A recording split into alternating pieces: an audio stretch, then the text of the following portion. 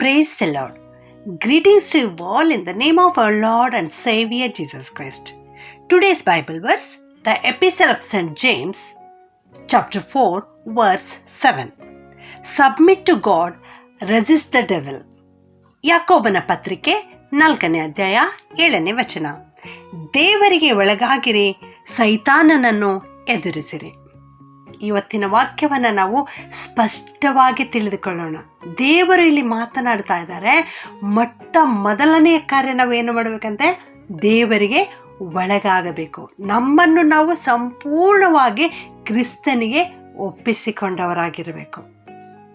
ನಮ್ಮ ಜೀವಿತವನ್ನು ಕ್ರಿಸ್ತನಿಗೆ ಮುಡುಪಾಗಿಡಬೇಕು. ಅದಾದ ನಂತರ ಇನ್ನೊಂದು ಕಾರ್ಯವನ್ನು ಮಾಡಲಿಕ್ಕೆ ದೇವರು ಹೇಳ್ತಾ ಇದ್ದಾರೆ, ಅದು ಸೈತಾನನನ್ನು ಎದುರಿಸಿರಿ ಎಂಬುದಾಗಿ. ಯಾವಾಗ ನೀವು ದೇವರಿಗೆ ಒಳಗಾಗುತ್ತೀರೋ ಆಗ ನೀವು ಸೈತಾನನನ್ನು ಓಡಿಸಲಿಕ್ಕೆ ಪ್ರಯತ್ನ ಮಾಡಿದಾಗ ಅಲ್ಲಿ ದೇವರು ಕಾರ್ಯ ಮಾಡ್ತಾರೆ. ಸೈತಾನನು ನಿಮ್ಮನ್ನು ಬಿಟ್ಟು ಓಡಿ ಹೋಗುತ್ತಾನೆ. ಒಬ್ಬ ಸಹೋದರಿ ತನ್ನ ಜೀವನದಲ್ಲಿ ಆಗಿರುವ ನಿಜ ಘಟನೆಯನ್ನು ನನ್ನೊಂದಿಗೆ ಹಂಚಿಕೊಂಡಿದ್ದಾಳೆ. ಅದ್ಯಾವುದಪ್ಪ ಅಂದರೆ, ಒಂದು ರಾತ್ರಿ ಆಕೆ ಮಲಗಿರುವಾಗ ಮಧ್ಯರಾತ್ರಿಯಲ್ಲಿ ಎಚ್ಚರವಾಗಿ ನಿದ್ದೆಯೇ ಬರಲಿಲ್ಲ. ಆ ನಿದ್ದೆ ಯಾಕೆ ಬರಲಿಲ್ಲ ಅಂದರೆ ಆಕೆಗೆ ಭಯವಾಗುತ್ತಾ ಇತ್ತು. ಯಾವುದೋ ಒಂಥರ ಭಯ, ಯಾವ ಭಯವೋ ಗೊತ್ತಾಗ್ತಾ ಇಲ್ಲ, ಆದರೆ ನಿದ್ರೆ ಮಾತ್ರ ಬರ್ತಾ ಇಲ್ಲ. ಅದಕ್ಕಾಗಿ ಆಕೆ ದೇವರ ವಾಕ್ಯವನ್ನು ಜ್ಞಾಪಿಸಿಕೊಳ್ಳುತ್ತಾ ಇದ್ದಾಳೆ. ತನಗೆ ಯಾವ ಯಾವ ವಾಕ್ಯಗಳು ಬಾಯಿಪಾಠವಾಗಿ ಬರುತ್ತವೆಯೋ ಅವೆಲ್ಲವುಗಳನ್ನು ಹೇಳ್ತಾ ಇದ್ದಾಳೆ. ಆದರೆ ನಿದ್ರೆ ಬರಲೇ ಇಲ್ಲ. ಮತ್ತೆ ಹೀಗೆ ವಾಕ್ಯವನ್ನು ಹೇಳುತ್ತಾ ಇರುವಾಗ ಆಕೆಗೆ ಈ ವಾಕ್ಯ ಜ್ಞಾಪಕಕ್ಕೆ ಬಂತು. ಯಾವುದು? ದೇವರಿಗೆ ಒಳಗಾಗಿರಿ, ಸೈತಾನನನ್ನು ಎದುರಿಸಿರಿ, ಅವನು ನಿಮ್ಮನ್ನು ಬಿಟ್ಟು ಓಡಿ ಹೋಗುವನು ಎಂಬುದಾಗಿ. ಈ ವಾಕ್ಯವನ್ನು ಆಕೆ ಜ್ಞಾಪಿಸಿಕೊಳ್ಳುತ್ತಾಳೆ.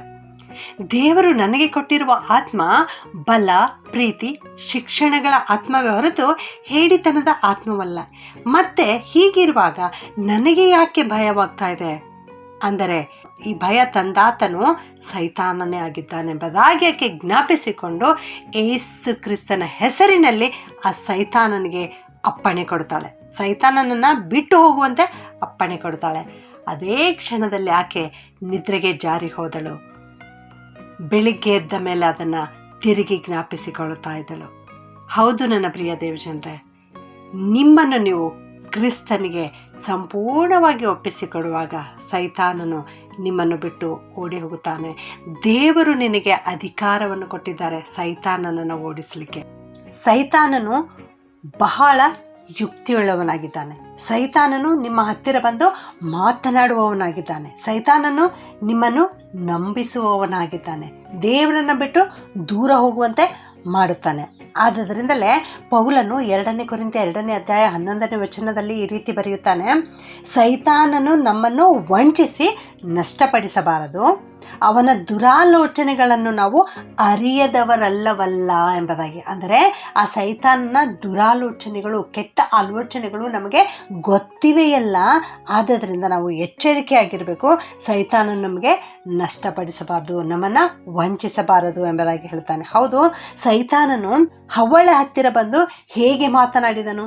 ನೀನು ಈ ಹಣ್ಣನ್ನು ತಿಂದರೆ ದೇವರಂತೆ ಆಗುವೆ ಎಂಬುದಾಗಿ ಅಲ್ಲಿ ವಂಚಿಸುತ್ತಾನೆ. ಆಕೆಯೊಟ್ಟಿಗೆ ಮಾತನಾಡುತ್ತಾನೆ. ಮತ್ತೆ ಯೋಬನನ್ನು ಶೋಧಿಸಬೇಕೆಂಬುದಾಗಿಯೂ ಕೂಡ ಸೈತಾನನು ದೇವರೊಟ್ಟಿಗೆ ಮಾತನಾಡಿದನು. ಇದನ್ನು ನಾವು ಯೋಬ 1ನೇ ಅಧ್ಯಾಯ 7ರಿಂದ 11ನೇ ವಚನದಲ್ಲಿ ನೋಡುತ್ತೇವೆ. ಮತ್ತೆ ತಿರುಗಿ ಈ ಸೈತಾನನು ಯೇಸು ಸ್ವಾಮಿ ಹತ್ತಿರ ಕೂಡ ಮಾತನಾಡ್ತಾ ಇದ್ದಾನೆ. ಯೇಸು ಸ್ವಾಮಿ ತನ್ನ ಸೇವೆಯನ್ನು ಪ್ರಾರಂಭಿಸುವುದಕ್ಕಿಂತ ಮುಂಚಿತವಾಗಿ 40 ದಿವಸ ಹಗಲಿರುಳು ಉಪವಾಸ ಮಾಡಿದಾಗ ಆತನಿಗೆ ಹಸಿವಾಯಿತು. ಆಗ ಸೈತಾನನು ಯೇಸು ಸ್ವಾಮಿ ಹತ್ತಿರ ಬಂದು ಅಲ್ಲಿ ಯೇಸು ಸ್ವಾಮಿಗೆ ಶೋಧನೆಗೆ ಒಳಪಡಿಸಲಿಕ್ಕೆ ಪ್ರಯತ್ನ ಮಾಡ್ತಾ ಇದ್ದಾನೆ. ಹೌದು, ಈ ರೀತಿ ಸೈತಾನನು ಅನೇಕ ವಿಧವಾದ ದುರಾಲೋಚನೆಗಳನ್ನು ಮಾಡಿ ನಮ್ಮನ್ನು ದೇವರಿಂದ ದೂರಪಡಿಸಲಿಕ್ಕೆ ಪ್ರಯತ್ನಿಸ್ತಾನೆ. 1 ಪೇತ್ರ 5ನೇ ಅಧ್ಯಾಯ 8ನೇ ವಚನದಲ್ಲಿ ನಾವು ನೋಡ್ತೇವೆ, ಸೈತಾನನು ಗರ್ಜಿಸುವ ಸಿಂಹದ ಉಪಾದಿಯಲ್ಲಿ ಯಾರನ್ನು ನುಂಗಲಿ ಎಂಬುದಾಗಿ ಹುಡುಕುತ್ತಾ ತಿರುಗಾಡ್ತಾ ಇದ್ದಾನಂತೆ. ಅದಕ್ಕಾಗಿ ನಾವು ಆ ಸೈತಾನನ ಬಲೆಗೆ ಒಳಗಾಗಬಾರದು. ಸೈತಾನ ಬಲೆಗೆ ಒಳಗಾಗಬಾರ್ದೆಂದರೆ ಅದಕ್ಕಿಂತ ಮೊದಲಾಗಿ ನಾವು ದೇವರಿಗೆ ಒಳಗಾಗಬೇಕು. ಆಗ ದೇವರು ಯಾವಾಗಲೂ ನಮ್ಮ ಸುತ್ತ ತನ್ನ ಅಗ್ನಿ ಪ್ರಾಕಾರ ಇರಿಸುತ್ತಾರೆ, ನಮ್ಮ ಸುತ್ತ ತನ್ನ ದೂತರ ದಂಡನ್ನು ಇರಿಸುತ್ತಾರೆ.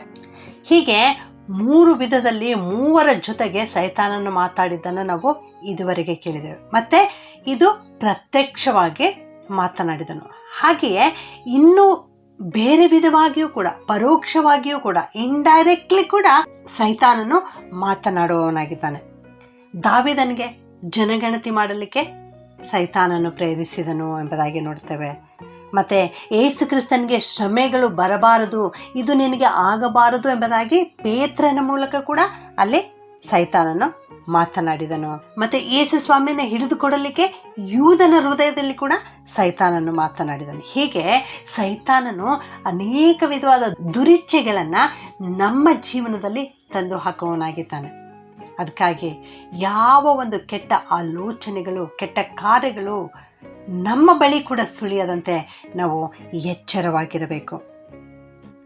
ಇಂದಿನ ವಾಕ್ಯದಂತೆ ದೇವರಿಗೆ ಒಳಗಾಗಿರಿ, ಸೈತಾನನನ್ನು ಎದುರಿಸಿರಿ.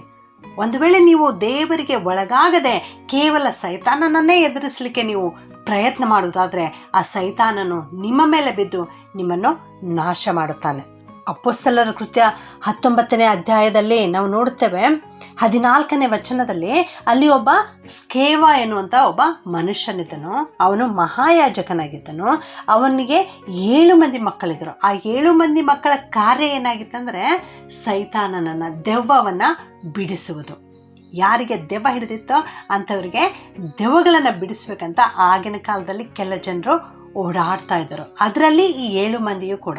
ಇವರು ಪೌಲನು ಸಾರುವ ಯೇಸುವಿನ ಆಣೆ ಎಂಬುದಾಗಿ ಹೇಳಿ ಆ ದೆವ್ವವನ್ನು ಓಡಿಸಲಿಕ್ಕೆ ಅವರು ಪ್ರಯತ್ನಿಸ್ತಿದ್ರು. ಆಗ ದೆವ್ವ ಅವರ ಮೇಲೆ ಬಿದ್ದು, ನಮಗೆ ಪೌಲನೂ ಗೊತ್ತು, ಯೇಸು ಸ್ವಾಮಿಯೂ ಗೊತ್ತು, ಆದರೆ ನೀನು ಯಾರು ಎಂಬುದಾಗಿ ಆ ಮನುಷ್ಯನ ವಿರೋಧವಾಗಿ ಹೋರಾಡಿ ಅವನ ಮೇಲೆ ಬಿದ್ದು ಅವನನ್ನು ಹೊಡೆದು ಆ 7 ಮಂದಿಯಲ್ಲಿ 2 ಈ ರೀತಿ ಓಡಿಸಿಬಿಡ್ತಾನೆ.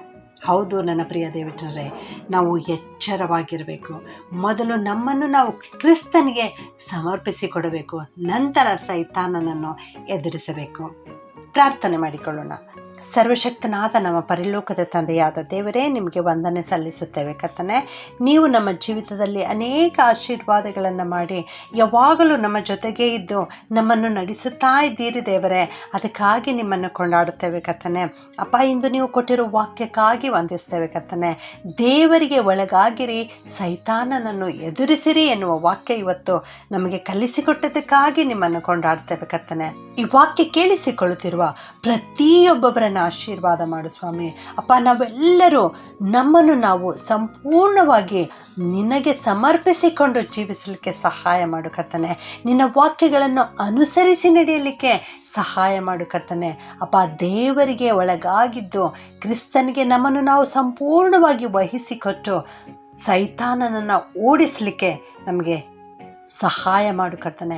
ನಮ್ಮೊಂದಿಗಿರು ಸ್ವಾಮಿ. ಯಾವತ್ತೂ ಕೂಡ ನಾವು ಸೈತಾನನ ಬಲೆಗೆ ಒಳಗಾಗದಂತೆ ತಪ್ಪಿಸಿ ಕಾಪಾಡು ಸ್ವಾಮಿ. ಸೈತಾನನ ಸಮಾಜದವರು ಯಾವ ರೀತಿಯಿಂದಲೂ ನಮಗೆ ಮೋಸಪಡಿಸದಂತೆ ದೇವರೇ ನೀವೇ ನಮ್ಮನ್ನು ಕಾಪಾಡ್ರಿ. ನಮ್ಮ ಸುತ್ತಮುತ್ತ ನಿನ್ನ ಅಗ್ನಿ ಪ್ರಾಕಾರ ಇರಿಸ್ರಿ ಸ್ವಾಮಿ. ನಮ್ಮ ಸುತ್ತಮುತ್ತ ನಿನ್ನ ಪರಿಶುದ್ಧ ದೇವದೂತರ ದಂಡಿಳಿಸಿ ಕಾವಲಿರಿಸು ಕರ್ತನೆ. ಅಪ್ಪ, ಸೈತಾನನು ಯಾವ ದುರಿಚ್ಛೆಗಳು ಕೂಡ ನಮ್ಮ ಮೇಲೆ ತರದ ಹಾಗೆ ದೇವರೇ ನೀವೇ ನಮ್ಮೊಟ್ಟಿಗಿದ್ದು ನಡೆಸಿ ಕಾಪಾಡಬೇಕಾಗಿ ಯೇಸುವಿನ ನಾಮದಲ್ಲಿ ಪ್ರಾರ್ಥಿಸಿ ಬೇಡುತ್ತೇನೆ ತಂದೆಯೇ. ಆಮೆನ್.